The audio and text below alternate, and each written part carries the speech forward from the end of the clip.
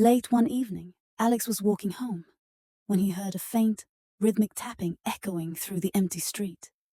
Curious, he followed the sound until he reached an old abandoned house. The front door was slightly ajar, and the tapping grew louder as he stepped inside. He carefully walked down the creaking hallway, following the noise to a dusty room at the back. On a table, he saw a typewriter, its keys moving up and down as if an invisible hand was typing. The paper slowly rolled out, revealing a message. "Turn around." Heart pounding, Alex spun around, but there was no one there. The room was empty, except for a chill that swept through the air. And then, the typewriter began typing again, faster this time, spelling out one last word. "Run."